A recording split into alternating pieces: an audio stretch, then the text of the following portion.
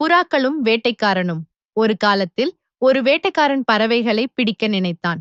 அவன் ஒரு வலையை விரித்து அதன் மேலே அரிசியை தூவினான். கொஞ்ச நேரத்தில் ஒரு கூட்டம் புறாக்கள் அங்கே வந்து அரிசியை சாப்பிட ஆரம்பித்து வலையில் சிக்கிக் கொண்டன. புறாக்கள் வலையிலிருந்து விடுபட முயற்சி செய்தன. ஆனால் அவற்றால் முடியவில்லை. அவை நம்பிக்கையை இழக்கத் தொடங்கின. அப்போதுதான் அவற்றின் தலைவர் எல்லோரும் சேர்ந்து வானத்தில் பறக்க சொன்னார். புறாக்கள் சொன்னபடி செய்து வலையை தங்களுடன் தூக்கிக் கொண்டு பறந்தன.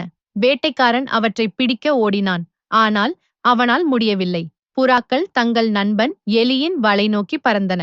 எலி அதை பார்த்து வலையை துண்டு துண்டாக கடித்து புறாக்களை விடுவித்தது. நீதி, ஒற்றுமையே பலம். The Pigeons and the Hunter. Once upon a time, a hunter wanted to catch birds. He laid a net and spread rice all over it. After some time, a flock of pigeons came by, started eating the rice, and got caught in the net. The pigeons tried to free themselves from the net, but they couldn't do it. They started to lose hope. Just then, their leader asked them to fly together up into the sky. The pigeons did as they were told and carried the net with them. The hunter ran after them but wasn't able to catch them.